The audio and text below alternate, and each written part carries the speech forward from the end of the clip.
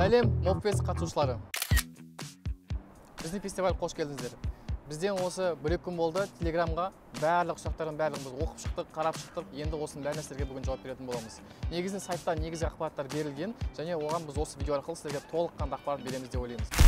Енді кеттік. Бірінші сұрақ бізде видео тек телефонға түсіру қажет пе еді? Иә достар, бұл фестиваль мобилография болғандықтан, сол себептен бүкіл кадрлардың барлығы телефонға түсірілдейсіз. Дронның кадрын қолдануға болмайды, ал телефонға керекті дополнительный аксессуарды, стабилизатор, штатив, петличка деген сияқтылардың барлығын, ND-фильтр, оның барлығын қолдануға без проблем бола береді. Сол себептен конкурс бізде әділ өту үшін біз тек қана барлығын телефонға түсіру қажет екендігін талап қойдық.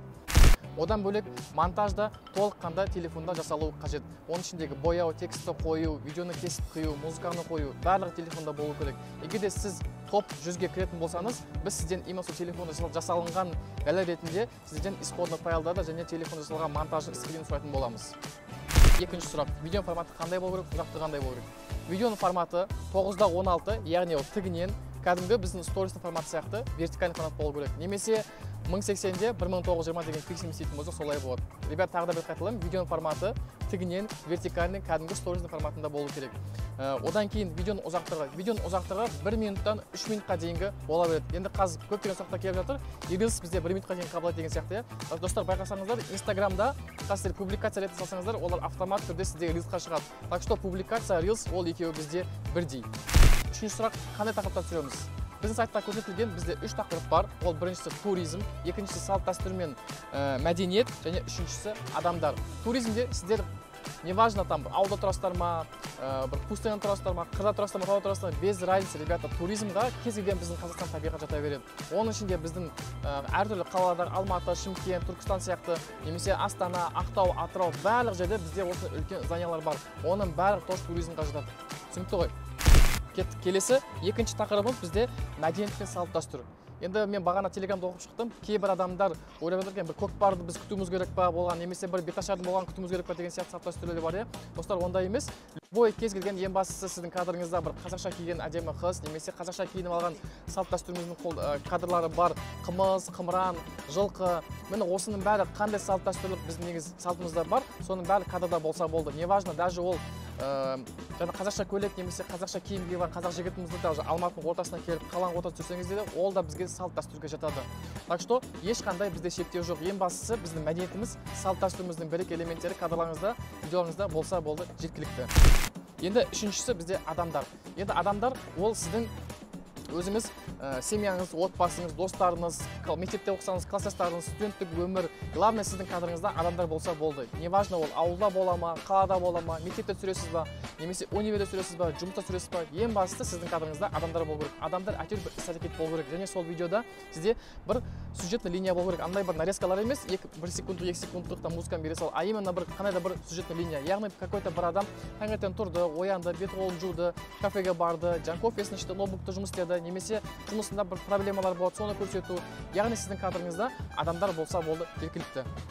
Видеоны жүктеу бойынша дедлайн. Видеоны жүктеу бойынша дедлайн бізде 15 қыркүйектен бастап сіздерде біздің сайтымызда именно видеоны жүктейтін кнопка пайда болады. 15 қыркүйектен бастап видеоларыңыз дайын болатын болса, жүктей берсеңіздер болады. Ал видеоны тапсыру уақыты ол бізде 15 қазанға дейін қабылданады. 16 қазан болса болды, уже видеолар қабылданбайды. 15 қазан түнгі сағат 12:00-ге дейін біз сіздің жасаған видеоның барлығын сайтымызда қабылдайтын боламыз.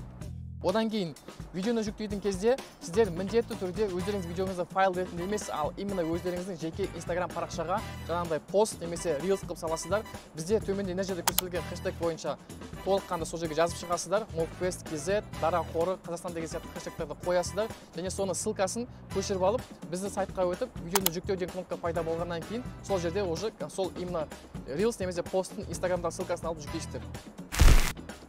Дронның кадрын қолдануға боламайды. Ребята, дронның кадрын қолдануға мүлдем болмайды. Себебі ол мобилографиядан жарыс, біреулеріңіз араларында дрон бар, біреуде жоқ. Сол себептен кейбіреулердің даже iPhone-да болмауы мүмкін, басқа бір Samsung, Android телефон болуы мүмкін. Сол себептен біз барлық именно осы видео мобилография фестивалі әділ өту үшін дронның кадрын қолдануға біз тыйым саламыз. Тек қана телефонға түсірген кадрлар болу керек, толыққанды.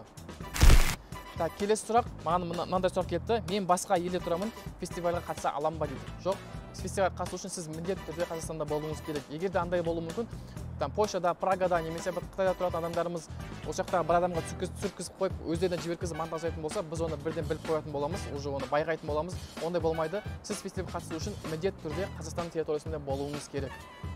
Тағы да бір сұрақ келді. Мен ауылда тұрамын, біздің көшеде, пойлямызда немесе қырларда шөп те жоқ, ештеңе жоқ, гүл жоқ деп жатқан адамдар бар.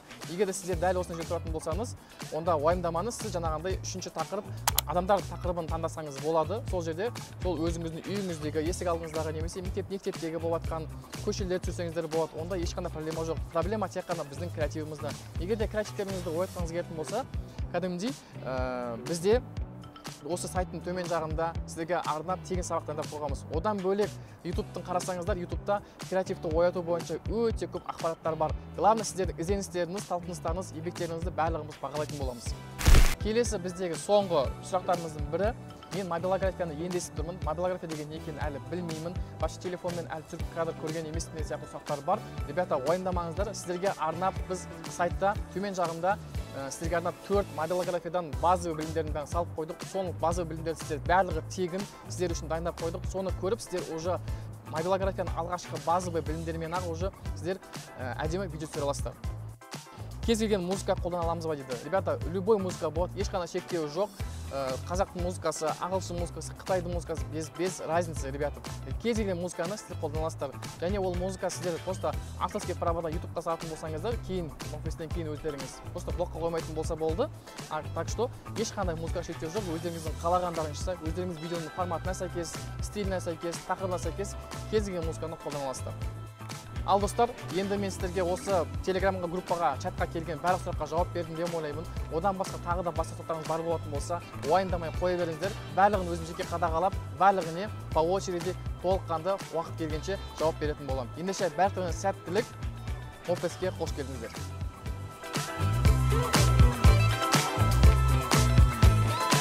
Нан болды ма?